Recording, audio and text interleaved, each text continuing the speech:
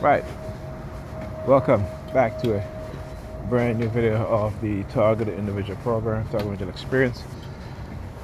They got us in the perps on the bus, right? As usual. So, just reading an article. Look at her, look at her, look at her. They just be waiting. Look at them, look at them. They just be waiting. Yeah, lady, I see you. I stood up there. She could have gone a long time ago, right? Because she just have them sitting there using black women again and Negropean women. These are not black women. These are Negropean women. These are the Sambinas, right? So Chicago is fighting against these wrongful convictions lawsuits. I mean, because it could, and again, it could cost the Chicago taxpayers $1 billion, right? And I say it all the time. We as black people, I understand the cognitive warfare, the psyops, the warfare against us on all levels of society, right? But we just bury our head in the clouds, and we're not paying attention to nothing. So they continue to lie to us, trick us, make us believe when they say, "Oh, we have no money for this, we have no money for that," but yet you see them spending hundreds of millions of dollars for migrants to house them, to feed them, right? You see people in Chicago, not Chicago, and yeah, that is what you don't want to send me. Pull him. Yeah, you don't want to send me. See what I'm saying? They teach their kids no damn respect. I'm walking and she's letting the dog, like go on the side of me when the dog is on the leash. Pull the dog closer to you, right? Pull the dog closer to you. It is something that, like I said,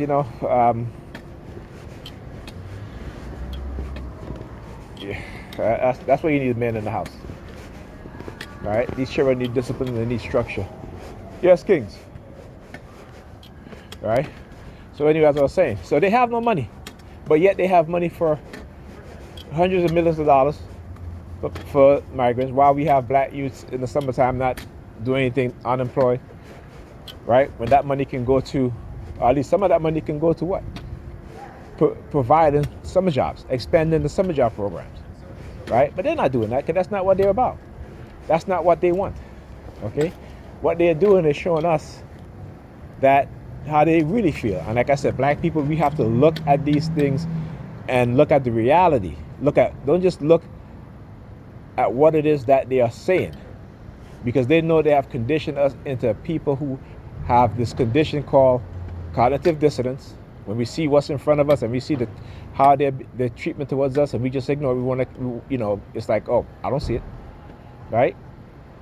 And learn self-helplessness.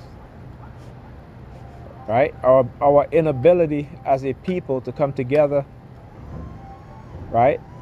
Because again, those among us who are in the, I wouldn't even say wealthy class, but those of us who are rich, you know what I'm saying?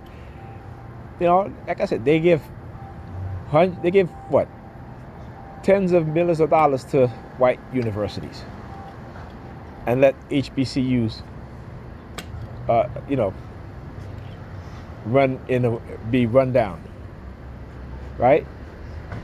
And these people who are running these schools, they're not doing a good job.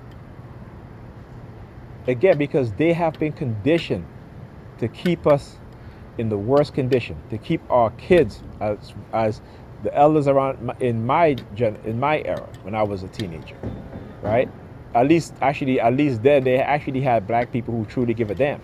But they get rid of them. They got rid of them. Some of them died young, some of them died old, but they rendered them ineffective, right? It's COINTELPRO, But what can we do, right? The people who have the will to do what needs to be done don't have the means, right? Our own people won't even vote for them, right? Because they're not Christian. I mean, that's the most stupidest shit I ever heard. You would rather have your children be taught by Christians who continue to fail them, as opposed to a Muslim brother who has made your kids excel in school, right? You know, we're such a, you know, like I said, I understand why we behave the way that we behave,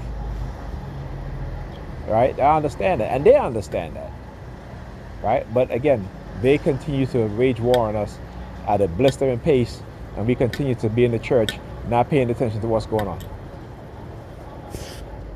Keep telling you, your Jesus is the very Satan that they tell you that who's going to come to divide and destroy. It is your Jesus. And if you go on, and if you go back and you do the research in those centuries, right, in the first century, the second century, the third century, you will understand that when you have the Gnostic believers, Gnostic believers, but people who practice Gnosticism, right? What did they say? Right. They said that the Romans were taking their belief system, right, and making it something else. That's what they said. So when they tell you the devil is the devourer, that's a lie. It's Jesus. He said it right in the Bible, that you will have to leave everything to follow me, that you have to give up everything to follow me, that he came to turn household, family members, friends, people against each other. Okay? But then you talk about Jesus' love. Total contradictory to what Jesus says in the Bible. Anyhow, talk to you guys in the next video.